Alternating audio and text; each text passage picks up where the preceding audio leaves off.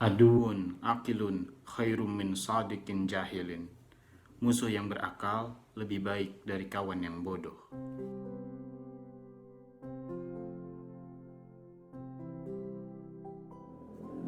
Halo kawan-kawan dimanapun kalian berada, selamat datang kembali di channel saya Penghayat Diksi, di segmen yang kembali saya isi, yaitu Mari Membaca.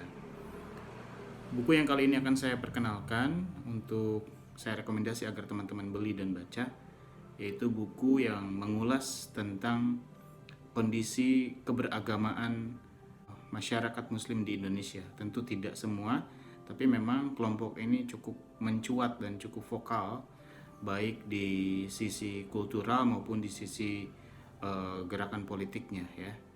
Bukunya ini dia, Puber Beragama di Negeriku ya, yang ditulis oleh Mbak Hairunisa atau nama Facebooknya itu Mbak Nisa Alwis ya. Buku ini bercerita tentang, saya kira, pengalaman empiris penulis untuk melihat berbagai kondisi dan juga beberapa pengalaman langsung penulis menghadapi sebuah kondisi-kondisi tertentu. Buku ini menitik beratkan pada aspek kritisisme terhadap simbol-simbol keagamaan yang dalam tanda petik dibakukan dan juga lebih jauh diberhalakan oleh para pengikutnya. Tentu dalam hal ini adalah muslim dan kelompok muslim tertentu, tidak semua ya. Dan memang di Indonesia saat ini diawali dengan fenomena hijrah dalam tanda petik, itu menjadikan berbagai macam simbol yang tadinya adalah sebuah budaya di Timur Tengah kemudian dijadikan semacam syariat baku di Indonesia.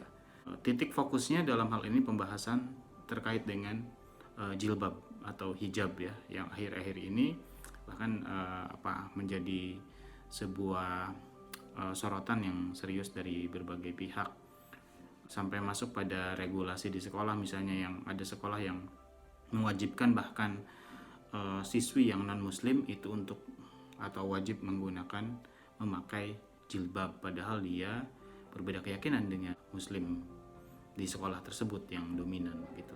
Ada 36 isu yang diangkat oleh Mbak Nisa di sini dan hampir semuanya related to our daily life gitu ya, karena memang ini yang kejadian di setiap harinya kita.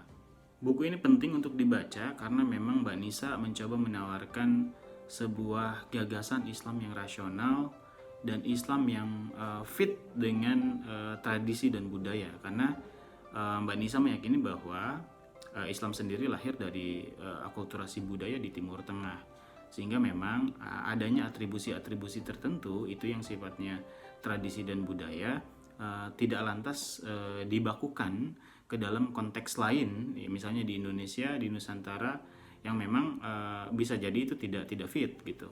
Jadi Mbak Nisa melihat bahwa agama tidak akan pernah memaksakan dirinya beradu atau membuat friksi sosial. Sebaliknya, agama mengakomodir adanya perbedaan yang memang sudah fitrah dari alamnya, dari Tuhannya gitu, sehingga agama tidak dipandang kaku hitam dan putih seperti kebanyakan ustadz-ustadz YouTube yang hari ini misalnya kalau nggak hitam ya putih, padahal memang kerigidan dunia ini dan dialektika dunia tidak sesederhana itu. Banyak sekali aspek, bahkan kebenaran itu sendiri terdiri dari ribuan layer gitu. Dimana kamu melihat layer kebenaranmu, dengan lensa kali berapa kamu melihat kebenaran itu.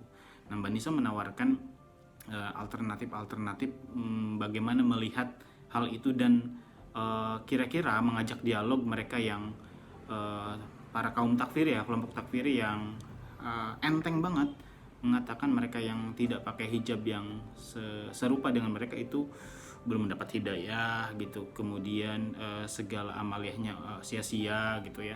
Itu bagaimana adanya upaya-upaya dialog bahwa tidak masalah Anda berjilbab seperti itu, kita berhijab atau berjilbab seperti ini, yang pasti memang kita memiliki kesantunan dan memiliki akhlak yang semestinya, karena memang Muhammad Rasulullah itu diutus untuk menyempurnakan akhlak ya, bukan untuk menilai sebuah fashion gitu. Dalam buku ini Mbak Nisa juga menyoroti tentang adanya konstruksi patriarkis yang sudah sangat membelenggu kelompok wanita khususnya dalam tradisi-tradisi Islam di Timur Tengah, misalnya ditarik dari zaman khilafah ya, yang sistemnya didominasi oleh kekuasaan laki-laki dan perempuan memang tidak diberi tempat selain didomestikasi di rumah begitu. Dan memang di saat itu pula artinya tafsir-tafsir keagamaan, tafsir-tafsir ayat suci itu didominasi oleh tafsir dan interpretasi laki-laki, sehingga adanya ketimpangan implementasi dalam ruang sosialnya. Misalnya kemudian suara wanita dianggap aurat begitu ya, dan wanita tidak boleh berpakaian yang bisa memicu birahi laki-laki, tanpa misalnya menyalahkan dari sosok laki-laki yang tidak bisa mengontrol hati dan pikirannya yang kotor begitu. Sehingga Mbak Nisa mencoba memperlihatkan bahwa Islam tidak untuk dijalankan oleh laki-laki, dikemudikan oleh laki-laki, tidak untuk itu. Tapi kalau kemudian berhubungan dengan sholat itu hal lain, artinya yang tidak bisa diperdebatkan. Namun dalam ruang publik itu perempuan dan laki-laki memiliki equality ya, kesamaan dalam menempati ruang-ruang sosial, termasuk dalam memberikan pendapat. Dan Mbak Nisa juga mengatakan bahwa agama-agama Timur Tengah yang dulu dalam tanda petik zumud itu sudah berkembang jauh lebih baik hari ini. Misalnya di Arab Saudi, perempuan sudah bisa masuk ruang-ruang publik, sudah bisa menyetir, sudah bisa masuk klub yoga gitu. Sedangkan di Indonesia ada kelompok kecil yang merasa kecewa kok Arab sekarang berubah seperti itu. Padahal itu adalah titik-titik kemajuan di Arab Saudi, di mana wanita diberikan hak lebih gitu, diberikan hak yang sudah hampir setara dengan pria, karena memang pada dasarnya pria dan wanita hanya dibedakan oleh penis dan vagina begitu. Dan adanya misalnya sifat-sifat primordial perempuan itu melahirkan, menyusui, menstruasi, seperti itu aja. Itu sifatnya yang biologis, tetapi dalam kapasitas kedua entitas ini dalam mengkonstruksi peradaban itu sama. Dan Mbak Nisa juga kecewa kenapa Arab, Dubai, bahkan Iran yang ada gerakan misalnya tidak memakai jilbab itu yang beranjak maju, lah Indonesia menyontek kejumudannya gitu dan menganggap itu sebagai sebuah prestasi akidah. Itu yang kemudian disorot dalam buku ini. Dan setelah membaca buku ini, jujur saya kira hanya ada Aminah Wadud di Amerika Serikat gitu ya, Malala Yousafzai di Pakistan. Indonesia juga punya ternyata, dan memang saya kira banyak orang-orang yang punya pemikiran terbuka dan teriluminasi seperti Mbak Nisa ini, tapi memang hanya sedikit yang kemudian mau bersuara. Salah satunya melalui buku, karena melalui forum-forum mungkin forum juga tidak banyak disediakan untuk wanita-wanita yang punya pikiran terbuka seperti ini untuk bersuara. Itulah saya kira yang penting dari buku ini, karena memang dulu saya sudah baca bukunya Pak Quraisy tentang jilbab ya, judulnya Jilbab, itu membahas berbagai pendapat ulama besar dari zaman tabi'in sampai kontemporer itu yang bersikap tentang jilbab itu apa gitu, sampai bentuknya, sampai bahkan ada jilbab yang dia mengatakan jilbab itu bukan pada benda tapi pada akhlak gitu. Nah, saya kira pemikiran-pemikiran seperti ini penting di kalangan muslim, khususnya di perempuan, karena memang di ranah politik pun itu juga masih terjadi hanya tertib regulasi 30% representasi perempuan, tapi fakta kualitasnya itu juga belum mencapai pada pengaruh pemikiran-pemikiran perempuan di dalam bentuk pengambilan kebijakan ya, atau pembuatan regulasi. Jadi belum terlihat, karena memang tadi itu adanya pemikiran perempuan yang harus mengikuti laki-laki itu sudah memfosil, sehingga menutup ruang-ruang kreatif perempuan untuk bisa bersuara di ruang publik dan kehilangan percaya diri untuk melakukan itu. Seperti judul pada bukunya, puber, kata puber itu berarti mereka yang sedang hangat-hangatnya begitu, bukan mendalami ya, menikmati sebuah kondisi tertentu. Misalnya orang lagi puber atau kasmaran kan, dia akan mengumbar segala hal yang berkaitan dengan pacarnya, dengan kehidupan percintaannya begitu. Atau misalnya orang yang sedang baru bisa main gitar gitu, dia akan mencoba menampilkan permainan-permainan melodisnya di depan umum tanpa sebuah seni yang dalam begitu, tanpa merasakan betapa bunyi persenarnya itu punya jiwa atau tidak. Rata-rata mereka yang show off begitu itu kering. Dia hanya melantunkan sebuah nada, melantunkan sebuah perkataan, memperlihatkan sebuah kondisi tanpa sebuah pendalaman begitu. Ya kira-kira puber ya memang seperti itu kondisinya. Begitupun dengan puber beragama. Mereka akan sangat berantusias memperlihatkan simbol-simbol agar memang eksistensinya dilihat begitu. Maka saya sebagai pembaca merefleksi dari bacaan ini, bagi saya tidak ada masalah. Yang bermasalah adalah ketika orang-orang yang puber ini merasa orang-orang yang sudah matang itu belum standar bagi mereka, padahal mereka yang baru puber gitu. Sedangkan orang-orang lain dengan empirisme, usia juga yang mungkin sudah melewati banyak kisah dan kondisi sehingga sudah terkonstruksi secara lebih matang. Jadi mereka yang baru hijrah sebaiknya memang ya jalani fase itu, karena memang fase itu akan dilewati oleh semua mereka yang belajar gitu. Artinya juga saya pribadi tidak akan pernah menyalahkan mereka yang gagap beragama, misalnya baru tahu ini, baru tahu itu, kemudian show off, nggak masalah.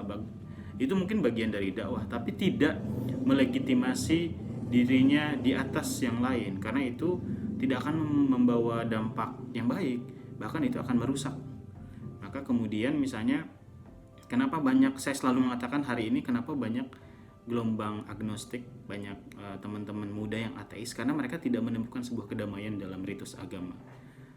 Kedamaian yang selalu dijanjikan itu mereka tidak rasakan. Mimbar khutbah itu mereka tidak rasakan ketenangan, malah sebuah genderang perang sosial ya yang mereka ditantang untuk berjuang bersama gitu.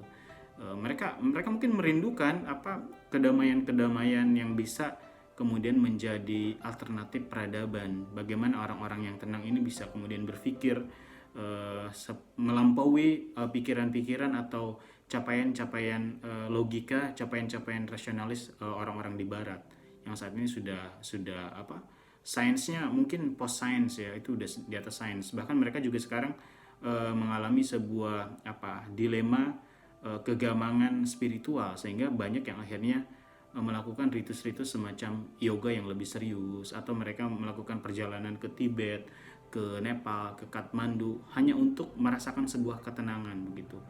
Nah, bagaimana mungkin misalnya Islam menjadi kiblat untuk menjadi ketenangan itu kalau misalnya kita masih berada dalam sebuah kondisi puber beragama, kondisi yang dikit-dikit baperan, dikit-dikit kayak childish gitu ya, kayak anak kecil. Teman-teman muda yang kemudian memutuskan menjadi agnostik itu bukan tanpa sebab. Sebabnya adalah mereka tidak menemukan apa yang mereka harapkan dari nilai-nilai agama atau ritus-ritusnya. Karena yang ditawarkan agama dalam kondisi tertentu itu hanya sebuah kuantitas-kuantitas diksi, bukan nilai.